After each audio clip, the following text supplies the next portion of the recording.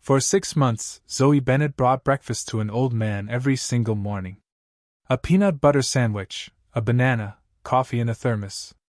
6:15 a.m., without fail, at the same bus stop where he slept. Zoe was 22, black, juggling 2 jobs just to keep a roof over her head. He was 68, white, homeless, telling stories nobody believed. Then one morning, everything changed. 3 military officers knocked on her apartment door at dawn. Dress uniforms. A colonel standing at attention on her cracked doorstep. When Zoe opened the door, still in her hospital uniform, exhausted from a double shift, her heart dropped. "Miss Bennett," the colonel said, "we're here about Henry Walker." "Henry, the old man from the bus stop?" Her voice shook. "Did something happen to him?" The colonel's face was grave. "Ma'am, we need to talk about what you did for him." 6 months earlier, Zoe had noticed him for the first time. She took the number 47 bus every morning at 6:30. The stop was 3 blocks from her apartment, right outside a closed-down laundromat. That's where Henry slept, on a flattened cardboard box, a wool blanket pulled up to his chin, his few belongings stuffed into a trash bag beside him. Most people walked past without looking. Some crossed the street to avoid him. Zoe had done the same thing for 2 weeks, telling herself she didn't have enough to help. She barely had enough for herself. But one morning in late March, she'd packed an extra sandwich for lunch and realized she wouldn't have time to eat it. Her shift at the hospital cafeteria ran until 3 p.m., then she had to be at the grocery store by 4 p.m. to stock shelves until midnight. Henry was awake when she approached. His eyes were sharp, clearer than she expected. He watched her carefully, like he was used to people either ignoring him or yelling at him to move along. "Excuse me," Zoe said, holding out the wrap sandwich. "I made too much. You want this?" Henry stared at the sandwich, then at her face. For a long moment, he didn't move. "You need that more than I do," he said quietly. "That's debatable," Zoe replied. "But I'm offering."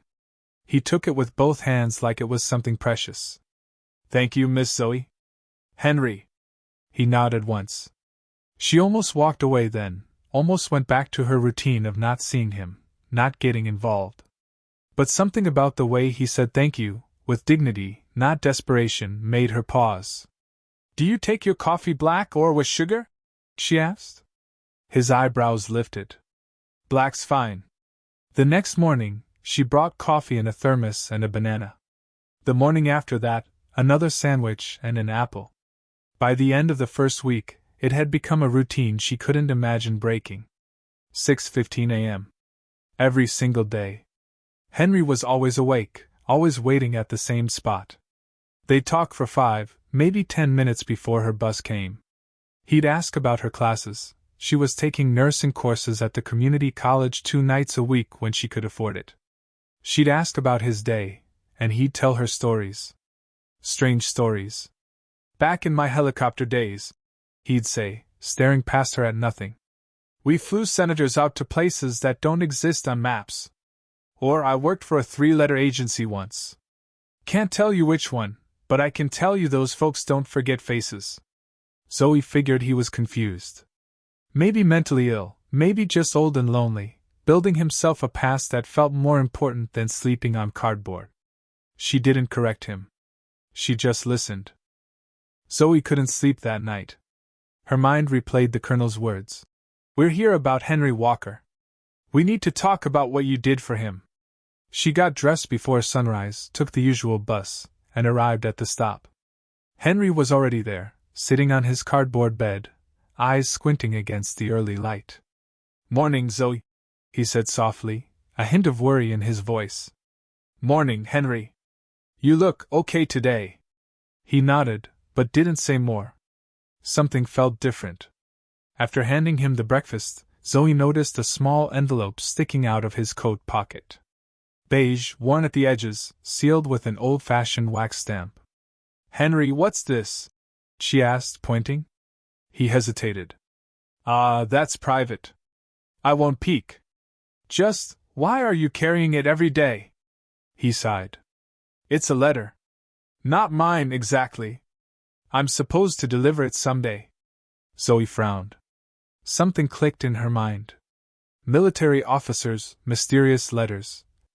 Could this be the reason for the early visit by the colonel? She didn't have much time to think. Her bus was arriving, and she had to report at the hospital cafeteria. But she kept glancing at the envelope. Something about it felt important. At work, Zoe couldn't focus. Every plate she served, every tray she passed, her mind kept going back to Henry. She remembered a story he once told her about codes hidden in plain sight.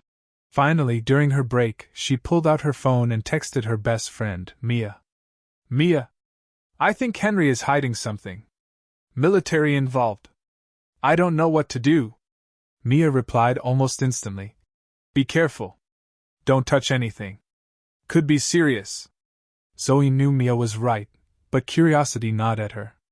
After her shift, she stopped by the bus stop again. Henry was there, coat tightly around him, envelope still in his pocket. Henry, can I help? Is it dangerous? She asked. It's not for me, he whispered. But maybe you're meant to see it first.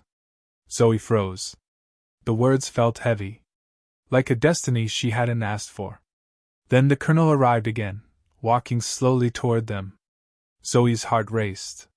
Henry stood up, envelope in hand. Miss Bennett, the colonel said, eyes scanning both of them. What you've been doing, it's more important than you realize. That letter. Henry entrusted you with a mission. Zoe's hands trembled. Mission? I just bring him breakfast. Sometimes small actions lead to the biggest changes, the colonel replied. Henry handed Zoe the envelope, a subtle nod of trust. It's yours now. Zoe held the envelope in her hands, feeling its weight, both physical and emotional. The wax seal pressed into her fingers, as if reminding her of the responsibility it carried. Are you sure about this? She asked Henry, her voice barely a whisper. He nodded. It's time. You need to see. Zoe slowly broke the seal and unfolded the letter. The handwriting was elegant, almost old-fashioned. Her eyes scanned the words. To the one who will carry this truth forward. Henry Walker is not just a man down on his luck. He served in secret missions overseas. He saved lives the world will never know. The document enclosed details his final assignment, one that could change everything. Zoe's heart skipped a beat. She glanced at Henry, whose eyes reflected a mix of pride and vulnerability. I had no idea, she whispered. Few do, Henry replied, a faint smile forming. I never wanted recognition. Just someone to remember, someone to keep it safe. Suddenly, the colonel appeared behind them, as if materializing from the shadows. His expression was serious but calm. Miss Bennett, he said, Henry's courage saved countless lives. But the world needs to know, and you are the messenger now. Zoe looked at him, overwhelmed. The letter in her hands wasn't just paper. It was a key to a story of bravery, sacrifice, and hidden heroism. What should I do? She asked, her voice trembling. Share it wisely, the colonel replied. Use your voice, your platform.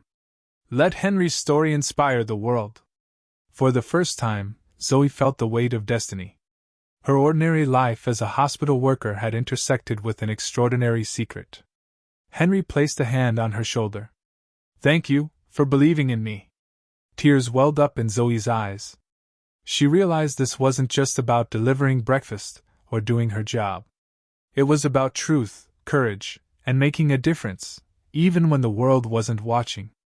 As the sun broke fully over the city, casting golden light on the quiet street, Zoe knew that life would never be the same. Subscribe to Black Voices Raw. Follow us for more real stories of courage, exposure, and justice. Don't let lies stay hidden.